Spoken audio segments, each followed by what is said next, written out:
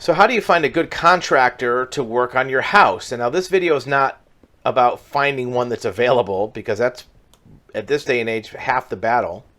It's how to determine if they're a quality contractor.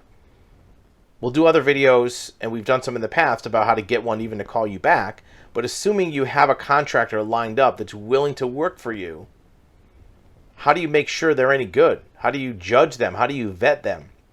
Here's a couple tips that'll help you find a good contractor and make sure that who you're dealing with is on the up and up.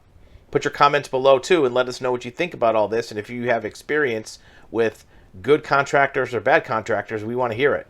First thing is, you want to make sure they're licensed.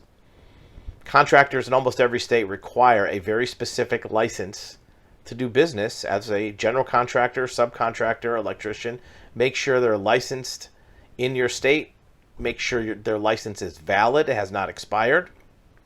Most state licensing divisions also have a section where you can find complaints. Has their license ever been suspended, revoked? You want to look at that and the reason why. Next, you want to make sure they have insurance. Normally, as part of a license, you have to have liability insurance, a bond, and sometimes work comp insurance. You want to make sure your contractor has that. Because if they don't and something goes wrong with your job, somebody gets hurt, you get hurt, they cause damage, you don't have any recourse. And that can cost you a lot of money. The licensing division normally holds records for the insurance of a general contractor. In fact, in most states, if the insurance is canceled or non-renewed, the insurance company is required to notify the licensing bureau, and the license gets pulled automatically.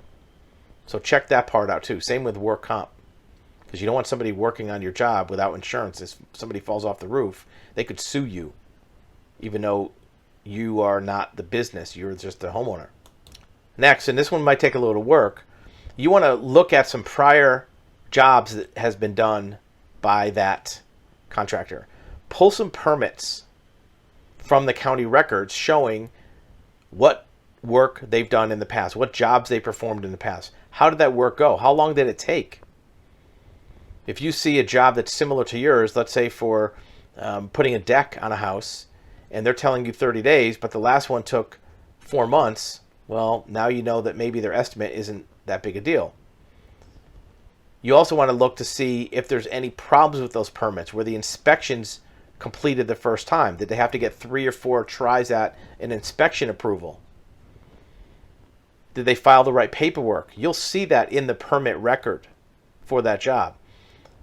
As you look at those jobs, write down the information about that property. Maybe drive by these properties to see how the work looks. Does the deck look any good? Does the fence look good? Is the siding level and even? If you really want to take it a step further, you can contact those prior clients. Now, we don't recommend going to knock on the door or call them up out of the blue, but if you send them a note in the mail asking them, look, I'm possibly doing business with a contractor that you might have some experience with. If you're interested to give me some feedback, let me know. You don't want to be stalking somebody or being creepy, but you can get some good information from prior clients. At the same time, you can ask the contractor what jobs they're working on right now. Have any open jobs? And go take a look at those. You can get a lot of good information about looking at a job site. Are the materials organized and stacked neatly? Any excess or scrap or waste, things that are cut off of lumber that, trim out different framing, trim out different moldings. Where is that kept? Is it just scattered over the job site, or is it thrown in a dumpster? Is the site graded where there's not loose materials where people can trip over? Trip hazards are one of the largest injury factors on a job site.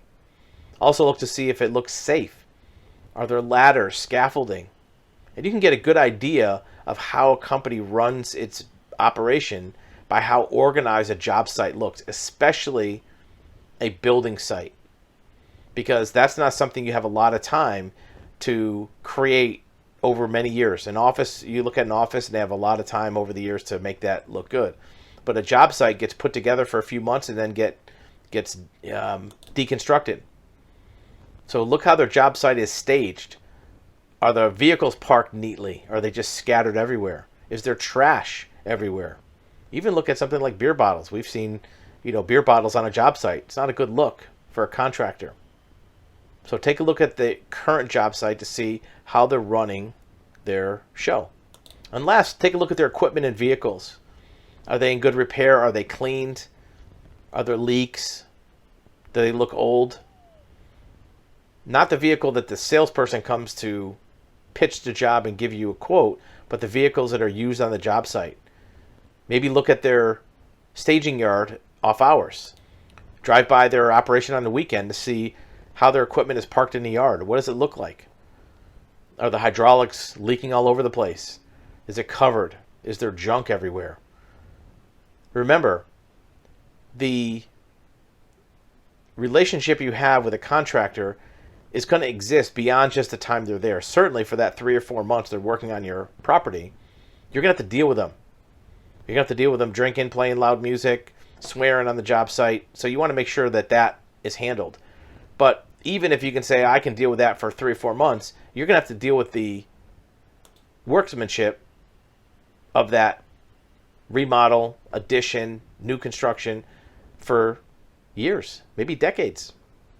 So make sure you know what you're getting into and that you're going to have a good final product. Also look to see that they have a YouTube channel.